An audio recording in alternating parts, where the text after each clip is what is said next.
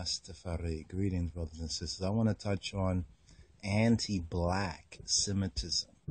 Now, you often hear about anti-Semitism.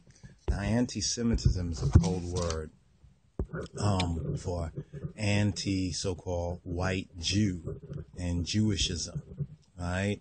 And anti-white supremacy in Judaism. That's what anti-Semitism is a code word of. But we want to show you where this really gets its root, and we wanted to touch on the curse of Ham lie. Now, this is the Chumash, right? You can see the 5 books of Moses right there. Now, okay, right there to hold this page. These are some of the classical Latter-day Jewish, you could say Jewish commentators, classical commentators, a lot of the rabbis, or the converted European. This is really like the classical European establishment, right? Whether we say white Jew or white Christian.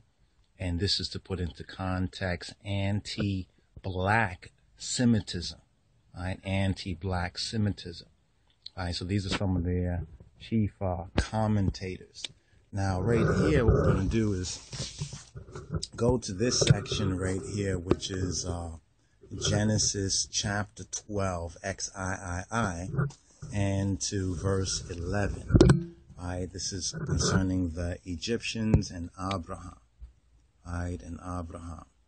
All right, the Egyptians and Abraham. Now, notice the Jews knew, all right, from way back in the 1100s to like the 1300s, since as early as that time, that the Egyptians, right, were black peoples. All right, so don't let them fool you with, oh, well, this is not really black. The fact that they're reddish brown, right, color and the locks and all of that. They'll try to fool you, and you see right here, with them not being black.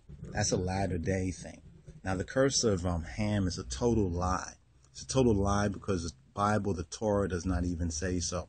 But let me just show you this particular example right here of anti-black Semitism found in the notes to a lot of the latter-day Jewish writings, right? The European Jewish writings. Right here it says in verse 11 of chapter 12, it says, "And it came to pass when he, Abraham, came near to enter into Egypt, that he said to Sarai his wife, Behold, I know that thou art a fair woman to look upon." Now, fear is also another key racist word, right? Because really it should be beautiful. But fear often has a connotation of, being light. Now, we're going to prove this when we go to the footnote right here. Because of the time, we're going to focus right on the footnote right here. So you see Egypt. Here's what the latter day, this is Sepharno, also another latter day Jewish rabbi trying to rob I, Egypt, which was notorious for its low standard of morality. All right. Notice this right here. "Behold, now I know that thou art a fair woman." Now you can see the racism. It's really Yafa, Yafet, right, which means beautiful in the Hebrew. Nothing with light skin or dark skin. But here's what they say. "Knowing that you are beautiful, I realize that your beauty is now a source of danger, particularly since the Egyptians are," let's zoom in right there, "are dark-skinned and ugly." Notice they didn't say the Egyptians are ugly and dark-skinned, but are dark-skinned.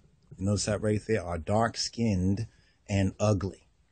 The Midrashic explanation, latter-day European Jews, converted Jews, say that this is that Abraham had not known her beauty hitherto. Now, they're saying that Abraham didn't know that his wife was beautiful because Sarah, in her modesty, was always veiled.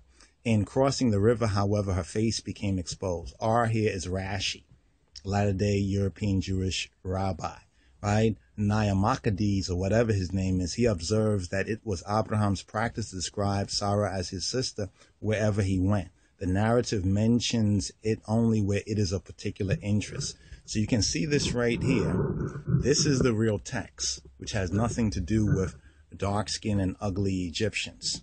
Because even Joseph and many of the Israelites, Moses, passed for Egyptian, which proves that they were black people. All right, so we're getting to the roots of anti